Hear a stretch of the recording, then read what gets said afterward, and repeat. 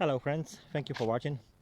So today I'd like to tell you how did I manage to survive 2020 and the pandemic. Well, when it all started, we are living in the Netherlands. When I realized what's happening, when I saw what's happening in the shops with all the restrictions, with all the plans, well, we decided to move somewhere else. We decided to leave everything behind and simply take all our belongings and move to a place where we could be safe from all of this. And a place like this we found in Europe. It was Sweden. So we drove from Netherlands to Sweden. We left our house. Well, we didn't own a house. I was renting a place. But we just left everything behind. We sold what we could. We gave away most of our stuff and we just moved to Sweden. I found a place in the middle of the forest, pretty far away from civilization, because back then I really didn't know what was going to happen. And because I was into conspiracy, I was into listening to people like David Icke, Jordan Maxwell. So I had an idea of, uh, of the plans. And while in Sweden, we were preparing as well. We were preparing, we bought a tent, we bought a lot of food. We found jobs as well. There was no restrictions, there was no mandates. So life was pretty simple and easy for us. We didn't have to go through anything that we didn't want to. We wouldn't do it anyway. That's why we bought a tent and we were ready to, well, it wasn't just any tent. It was a canvas tent with wood burning stove, big enough for our family to live in. And we simply decided that if anything happens, if we are forced to do anything we don't want to do, we're just gonna go and live in the forest. And I'm still ready to do that. I haven't changed a bit. Even in Sweden, when they started to introduce some restrictions, they started threatening people with well, having to do things they don't want to do. We just said, okay, we're not gonna do it. I left my job. My wife, she said the same. Her contract wasn't extended because of that. Me, my job, I was working in the gym. I couldn't be close to my clients. I mean, they told me to be 1.5 or 2 meters away from them. I said, I can't work like this, it's impossible. And so I just quit. And life is easier when you're ready to do things, when you're ready to just leave everything behind.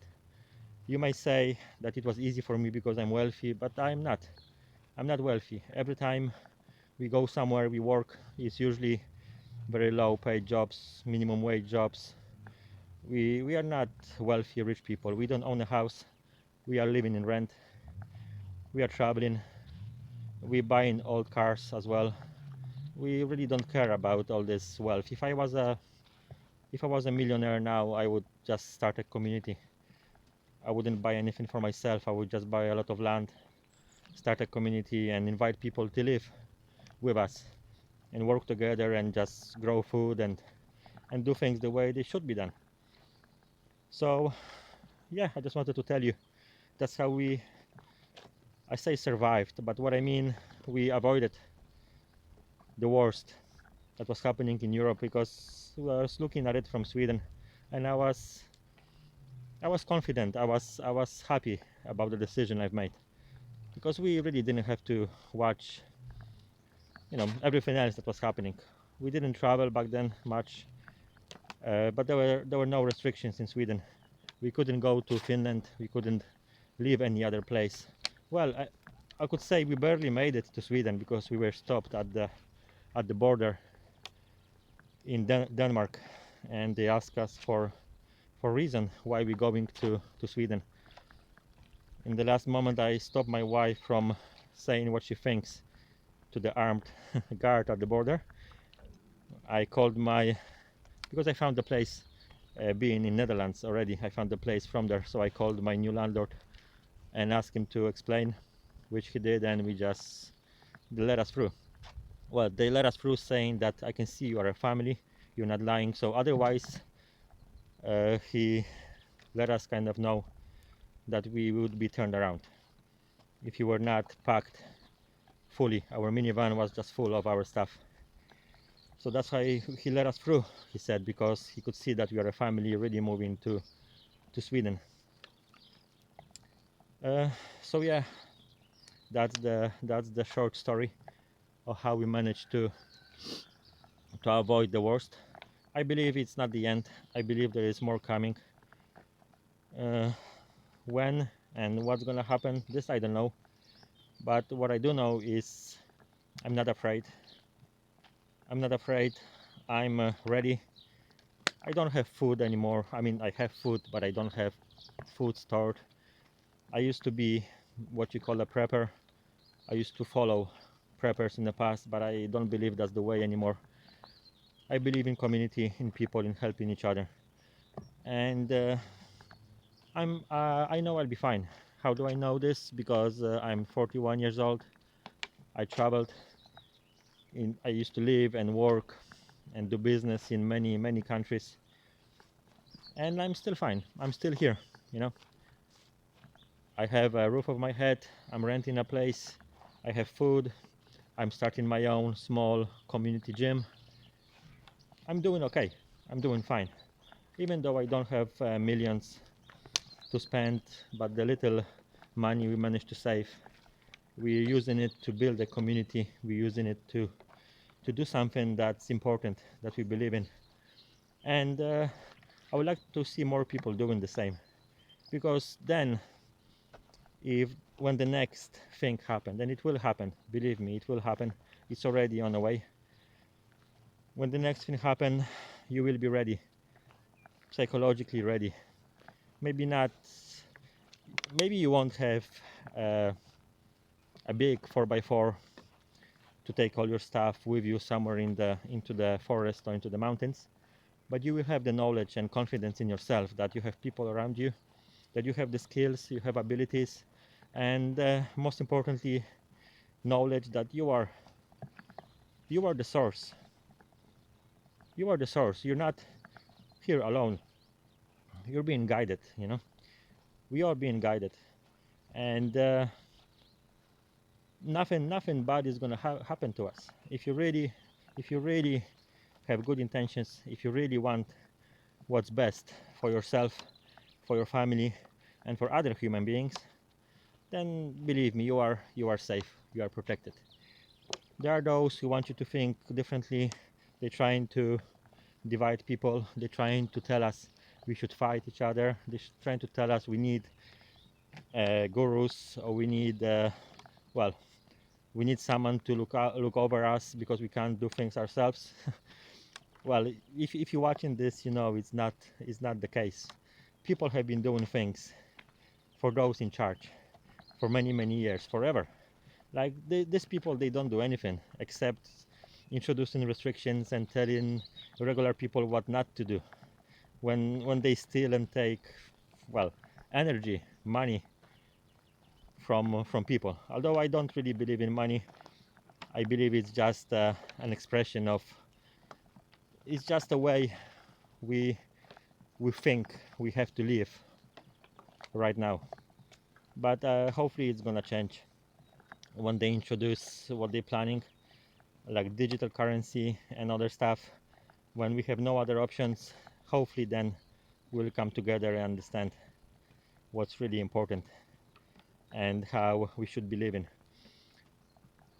Also, I don't think it has to come to that. I do believe we can change today.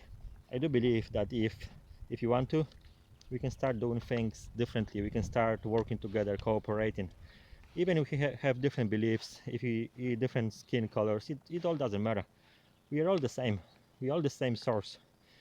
When I say source, I mean the source of unconditional love. That's the only energy in the universe. That's true.